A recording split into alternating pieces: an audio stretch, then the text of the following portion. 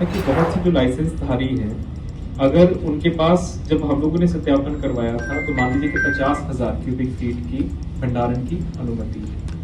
जो कर्मी थे जो पोर्टल को जिन्होंने डिज़ाइन किया था, उसमें जो बैच जनरेशन यानी कि इम्प्रूवमेंट्स की थी या चेंजेस की थी, उनकी संलिप्तता 100% है। इनकी जानकारी हम लोगों ने विभाग से ली है।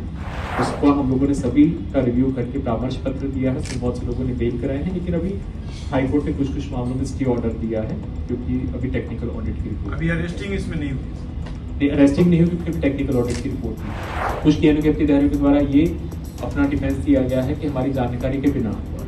हालांकि हम उसको अभी नहीं मान रहे हैं। इससे जब टेक्निकल ऑडिट की रिपोर्ट आ जाएगी तो नया पता चल जाएगा कि उसमें सारा डिवाइस का लॉगिन रिकॉर्ड आ जाता है, किस डिवाइस से हुआ, कहाँ से हुआ। जैसे वो आ जाएगी तो सारा मामला। नमस्कार, आप देखना शुरू कर चुके हैं लाइव फुटेज को। मैं नाम अभिषेक है। बिहार में 150 करोड़ का बड़ा घोटाला हुआ है।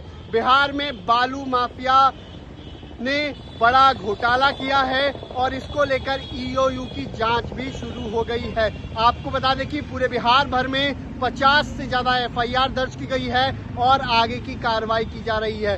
डीआईजी मनवजीत सिंह ढिल्लों ने क्या कुछ बताया है, पहले आप वो सुनिए। ये एफआईआर दर्ज किए गए हैं, उसमें क्या क्या है? जो खनन विभाग है उसके द्वारा एक पोर्टल का संचालन किया जाता है जिसका नाम है खनन सॉफ्ट पोर्टल।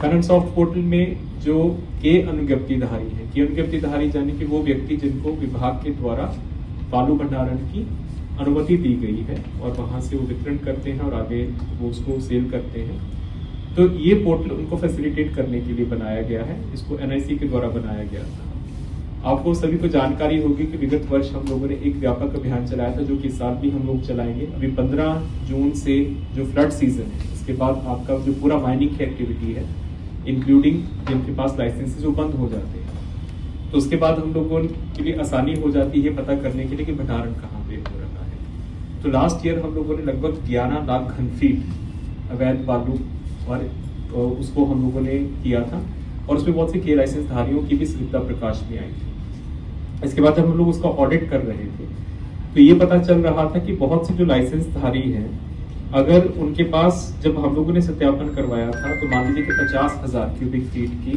भंडारण की अनुमति है, लेकिन वो जस्टिफाई कर रहे थे क्योंकि उनके पास तो ज्यादा मिला था कि 1 लाख घन फीट है मान लीजिए, तो बाकी 50,000 कहाँ से आए।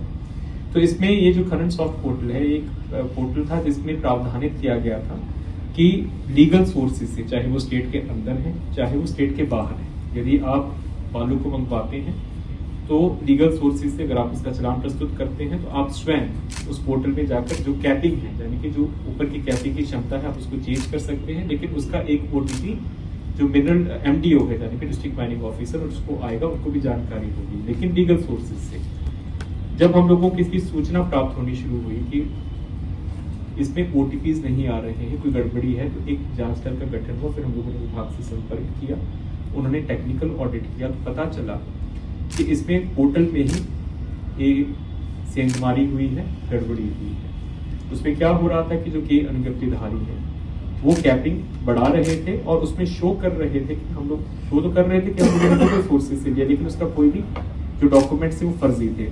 सिर्फ एक उदाहरण देता हूँ, आप सभी अवगत हैं कि अरवल जिला में कोई रेल हेड नहीं, कोई रेलवे स्टेशन नहीं, लेकिन वहां की के अनुज्ञप्तिधारी ये पोर्टल पे दिखा रहे थे कि रेलवे रैक्स से हम लोगों ने अन्य राज्यों से बालू को मंगवाया। जब उसका जांच हुआ तो पूरे राज्य भर में 61 एफआईआर दर्ज हुए। इसमें सबसे इंपॉर्टेंट एफआईआर, क्योंकि ये जो उसका खनन सॉफ्ट पोर्टल है उसके नेटवर्क आर्किटेक्चर के साथ ही छेड़छाड़ हुई थी, पटना साइबर थाने में दर्ज हुआ था। उसका हम लोगों ने अनुसंधान टेक ओवर किया है। अभी तक का जो गणना है लगभग 150 करोड़ रुपए का राजस्व की क्षति है, जिसमें उनको शमन का नोटिस भी हुआ है। इसमें 100 जो के अनुज्ञप्तिधारी है उनके ऊपर एफआईआर हुआ है। इसमें अभी हम लोग टेक्निकल ऑडिट करवा रहे हैं, उसमें सारा पता चलेगा, क्योंकि सारे हम लोग जो लॉगिन रिकॉर्ड्स उसको प्राप्त कर रहे हैं, किस किस ने लॉगिन किया। और इसमें प्रथम दृष्टया जो कर्मी थे जो पोर्टल को जिन्होंने डिजाइन किया था, उसमें जो बैच जनरेशन यानी कि इम्प्रूवमेंट्स की थी या चेंजेस की थी, उनकी संलिप्तता 100% है। उनकी जानकारी हम लोगों ने विभाग से ली है। और लेकिन अब टेक्निकल ऑडिट जो हो रहा है, क्योंकि ये वो ही प्रूव करेगा, उसकी रिपोर्ट अभी प्रतीक्षी है। जैसे वो रिपोर्ट हमारे पास आ जाएगी तो किस टाइम पे कौन लॉगिन कर रहा था, वो लॉगिन आईडीज किसके पास थे, उसको वैलिडेट किसने करना, तो पूरी जानकारी हमारे पास आ जाएगी, तो आगे की कार्रवाई करेंगे। लेकिन तब तक जो बाकी 61 एफआईआर हुए हैं जिला में हुए हैं उसको हम लोगों ने सभी का रिव्यू करके परामर्श पत्र दिया है। उसमें बहुत से लोगों ने बेल कराए हैं, लेकिन अभी हाईकोर्ट ने कुछ कुछ मामलों में स्टे ऑर्डर दिया है क्योंकि अभी टेक्निकल ऑडिट की रिपोर्ट अभी अरेस्टिंग इसमें नहीं हुई। नहीं, अरेस्टिंग नहीं हुई क्योंकि अभी टेक्निकल ऑडिट की रिपोर्ट नहीं आई है। टेक्निकल ऑडिट की रिपोर्ट आपको बताई क्योंकि ये तो पूरा ये जो पोर्टल है उसमें चेंजेस हुआ।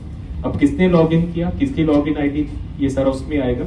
इसमें अभी जो बनाया गया है अभियुक्तों को वो के अनुज्ञप्तिधारियों को बनाया गया है। कुछ के अनुज्ञप्तिधारियों के द्वारा ये अपना डिफेंस दिया गया है कि हमारी जानकारी के बिना हुआ है, हालांकि हम उसको अभी नहीं मान रहे हैं। इससे जब टेक्निकल ऑडिट की रिपोर्ट आ जाएगी तो अपने आप पता चल जाएगा कि उसमें सारा डिवाइस का लॉगिन रिकॉर्ड आ जाता है, किस डिवाइस से हुआ, कहाँ से हुआ। जैसे वो आ जाएगा तो सारा मामला। तो आपने सुना कि डीआईजी मनवजीत सिंह ढिल्लों ने क्या कुछ बताया है, किस तरीके से कार्रवाई की जा रही है और 150 करोड़ का राजस्व सरकार को नुकसान पहुंचाया गया है। बने रहिए लाइव सिटीज के साथ।